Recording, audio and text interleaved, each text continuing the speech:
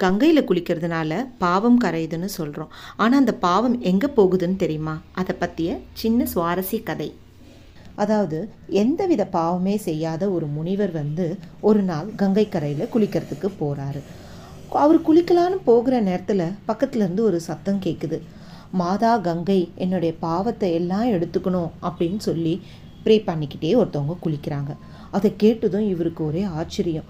நான் எந்த பாவமே செய்யலை, நான் புண்ணியம் செஞ்சவன். ஆனால் நான் இங்கே குளிக்கிறதுனால பாவத்தெல்லாம் கழிக்கணும்னு பாவம் செஞ்சவங்கெல்லாம் கேட்குறாங்களே, அப்போ அந்த பாவம்லாம் என்ன ஒட்டிக்காதா அப்படின்னு சொல்லிட்டு அவர் குளிக்கவே இல்லை, எழுந்து வந்துடுறார். அப்போ ஒரு பெண்மணி அங்கே காட்சியளிக்கிறாங்க. அப்போ அந்த பெண்மணி இந்த முனிவரை பார்த்து கேட்குறாங்க, ஏன் நீங்கள் குளிக்காமல் போகிறீங்க, இங்கே குளிக்கலாம்ல அப்படின்னு கேட்குறாங்க.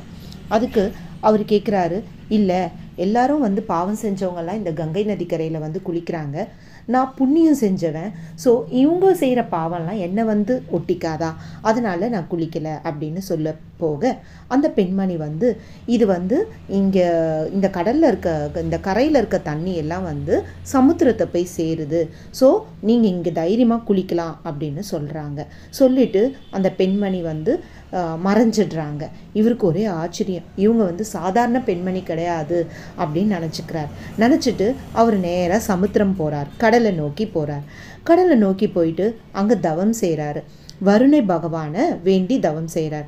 அப்போ தவம் செய்யும்போது வருண பகவான் கண் முன்னாடி நிற்கிறார். அப்போ இந்த கேள்வியை மறுபடியும் கேட்குறாரு, நான் கங்கைக்கு போனேன், இந்த மாதிரி கங்கையில் இருக்க பாவம்லாம் சமுத்திரத்துக்கு வருதுன்னு சொல்கிறாங்க, அப்போ சமுத்திரத்தில் சேர்கிற பாவங்கள்லாம் என்ன ஆகுது அப்படின்னு வருண பகவானை பார்த்து கேட்குறார்.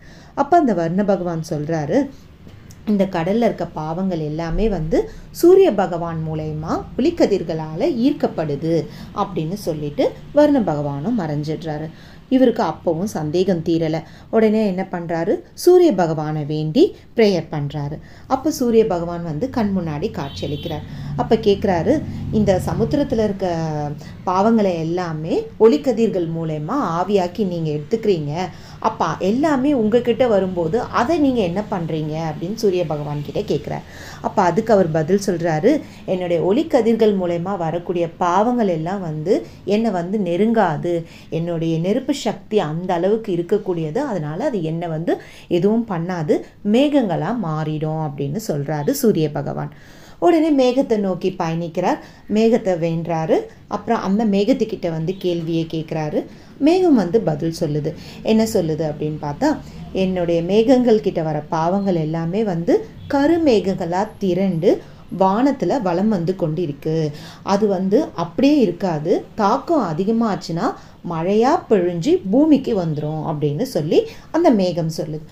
உடனே பூமி பூமாதேவியை ப்ரே பண்ணுறாரு. பூமாதேவியை நினச்சி கேட்கும்போது பூமாதேவி வராங்க. அவங்க சொல்கிறாங்க, எனக்கு பொறுமையுடைய இலக்காக என்னை படைச்சிருக்காங்க, ஸோ எவ்வளோ பாவங்கள் என்கிட்ட அனுப்பினாலும் அதை நான் ஏற்றுப்பேன், நான் மறுக்க மாட்டேன் அப்படின்னு பூமாதேவி சொல்கிறாங்க. ஆனாலும் நான் வாங்கிக்கிட்டாலும் அந்த பாவம் என்கிட்டயே இருக்காது, என்கிட்ட இருந்து வளர்கிற மரம் செடி கொடிகள்லாம் அந்த பாவங்கள் காயாகவும் கனியாகவும் பழமாகவும் டிரான்ஸ்ஃபர் ஆகிடும் அப்படின்னு பூமாதேவி அழகாக சொல்கிறாங்க. அப்போ அந்த காய் கனி பழங்கள் எல்லாம் சாப்பிடும்போது அந்தந்த மனிதர்களுக்கே சென்றடையுது.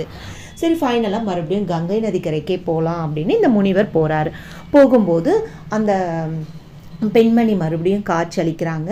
காட்சி அளித்ததை பார்த்ததும், நிச்சயம் நீங்கள் சாதாரண மனிதர் கிடையாது, பெண்மணி கிடையாது, நீங்கள் யாருன்னு எனக்கு கண்டிப்பாக சொல்லணும் அப்படின்னு அந்த முனிவர் வேண்டுறாரு. உடனே அந்த அம்மா சொல்கிறாங்க, நான் தான் கங்கா தேவி அப்படின்னு சொல்கிறாங்க. காட்சியும் அளிக்கிறாங்க. உடனே இவர் வேண்டிக்கிறாரு. வேண்டிட்டு அவர்கிட்ட கேள்வி கேட்குறாரு, இந்த மாதிரி திரும்பவும் இந்த கங்கையிலே விழுதே, அப்போ இந்த கங்கை நதிக்கரை எவ்வளோதான் தாங்கும், எல்லா மனிதர்களையும் பாவத்தை இந்த கங்கை நதிக்கரையில் விட்டா அப்படின்னு கேள்வி கேட்குறாங்க. அது மட்டும் இல்லாமல் நான் குளிக்கிறதுனால எனக்கு இந்த பாவம் வந்துடாதா அப்படின்னும் அவர் மறுபடியும் அந்த கங்காதேவியை பார்த்து கேட்கும்போது அந்த அம்மா சொல்கிறாங்க, இதே டவுட் எனக்கும் இருந்துச்சு. ஒரு நாள் நான் சிவபெருமான் கிட்ட போய் நான் கேட்டேன். அதுக்கு சிவபெருமான் எனக்கு சொன்னார். என்ன சொன்னார் அப்படின்னா, கங்கையில் பாவம் செய்கிறவங்க மட்டும் குளிக்கிறது கிடையாது, புண்ணிய ஆத்மாக்களும் குளிக்கிறாங்க, பாவம் செய்தவர்களும் குளிக்கிறாங்க. ஸோ புண்ணிய ஆத்மாக்களும் வந்து குளிக்கிறதுனால அவங்களும் ஒரு பாகம்தான் இந்த கங்கையில் வந்து குளிக்கிறவங்களுடைய லிஸ்ட்டில். ஒரு பக்கம் பாவம் செஞ்சவங்க குளிக்கிறாங்க, ஒரு பக்கம் புண்ணியம் செஞ்ச ஆத்மாக்களும் வந்து குளிக்கிறாங்க.